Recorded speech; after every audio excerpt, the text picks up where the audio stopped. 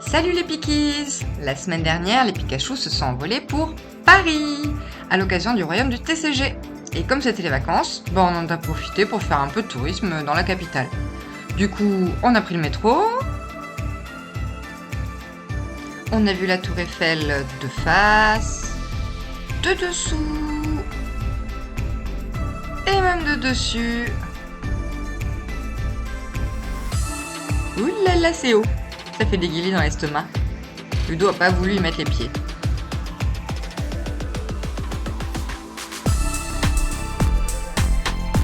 Il faisait pas très beau, mais la vue était quand même sympa.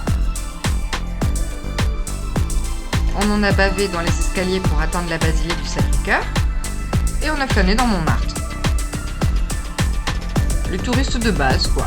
On a même arpenté les Champs-Élysées. Ah, et oui, la Pikachoupette était là, elle aussi.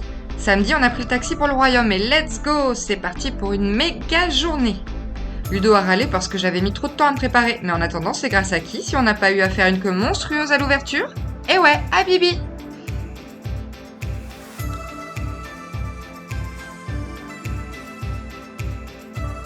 Trop shoot la Pikachoupette à nos couleurs.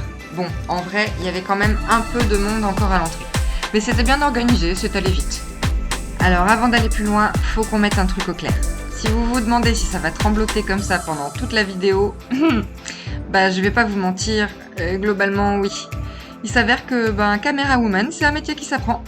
Et restez jusqu'au bout, je vous promets que je m'améliore un peu sur la fin. À peine entré, Ludo s'est mis en mode renifleur. On avait tellement à voir partout qu'on ne savait plus où donner de la tête. Oh, je crois qu'il a flairé un truc.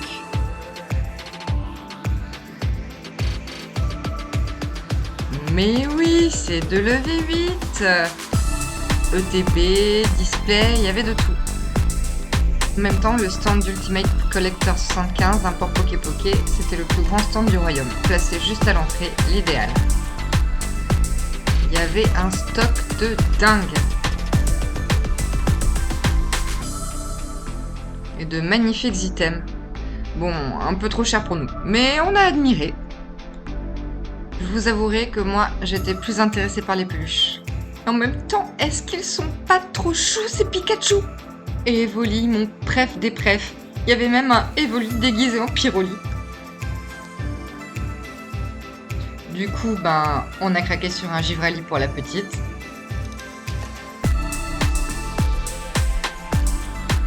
Et sur une display V8 pour le plus grand. On l'a ouverte plus tard directement au royaume.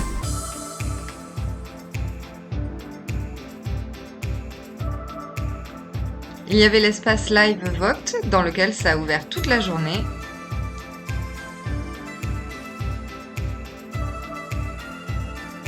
Un grand espace Tops.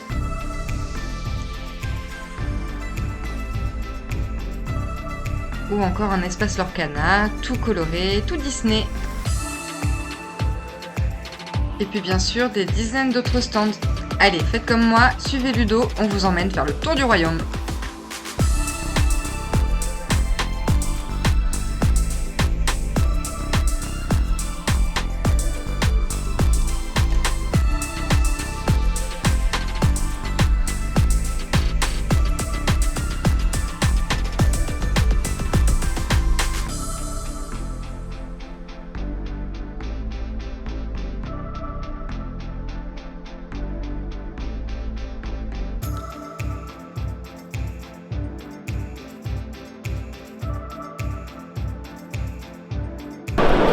Ça y est, moi j'ai trouvé ce que je voulais que Ludo m'achète.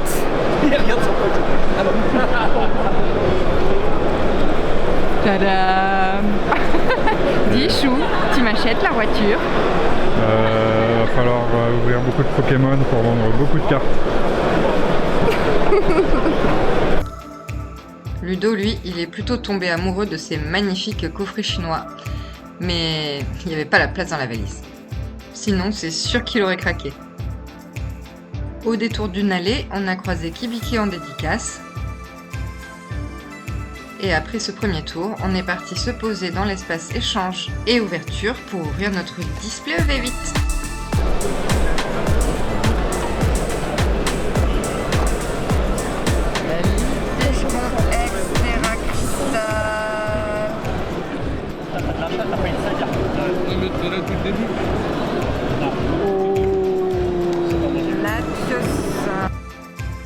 On remarquera au passage que c'est quand même moi qui ai ouvert les 2 plus belles de la display et aussi la plupart des hits sur ces images.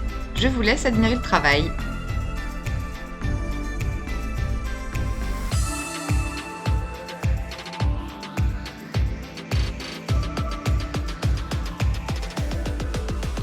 Après cette longue pause, on est allé refaire un grand tour. On a découvert plein d'artistes qui font des choses trop belles.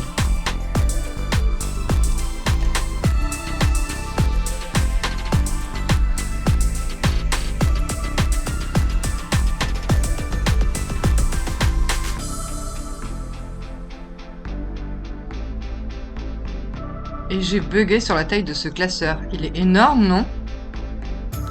Évidemment, on s'est arrêté au stand Kéryu. Et là, ça a été le début de la fin. Ludo a acheté.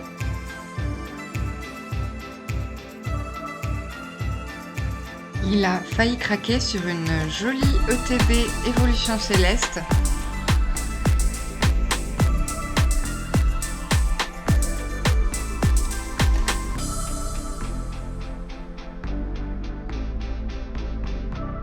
Mais finalement, il y avait un gros trou dans le scellage, d'où le tarif plutôt attractif. Je vous rassure, il s'est vite consolé avec ce superbe playmat Lockless. Vous le retrouverez d'ailleurs très rapidement dans nos futures vidéos d'ouverture, parce qu'il est trop beau. Et puis, il a eu le plaisir de rencontrer les gens qu'il ne voit habituellement qu'à travers un écran, comme ici Champisphère et Anadou Toudou, et plus tard Poképole, Brioche, Val ou encore les Belges de BCG. Il s'est même fait signer une carte par son pote Champi. Et il est content. Trop chou. On est passé par la scène principale, où David Lafarge ouvrait des boosters du bloc. Oh, mais, non, c'est une reverse. Ok, la reverse, mesdames et messieurs. Amonita. Magnifique reverse. Ah là là là là. Alors attendez, parce que là il peut se passer une dinguerie. Il peut y avoir une rare, une holo, une star, une ex.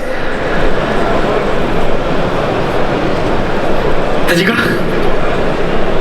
Bah on sait jamais. 3, 2, 1. Pas du tout, c'est une peu commune, fouinard. Bon, on n'est pas passé au moment le plus intéressant, mais il a fait de belles ouvertures. Dès le milieu d'après-midi, on a commencé clairement à perdre la petite, qui s'est mise à trouver les feuilles mortes beaucoup plus intéressantes que les Pokémon. Les enfants sont formidables, ou pas. Du coup, on est allé se poser pendant que Ludo finissait son tour. Et bien sûr, il a eu sa dédicace de David juste à ce moment-là. J'ai même pas pu filmer la rencontre. Bon, vous me direz, pour que ce soit fou, est-ce que ça aurait vraiment valu la peine ? Et moi, je vous répondrai que c'est la fin de ce vlog. Au revoir le royaume du TCG, peut-être à l'année prochaine. Merci d'avoir suivi cette vidéo. Désolée pour le mal de mer, mais abonnez-vous quand même. Bisous les Pikis!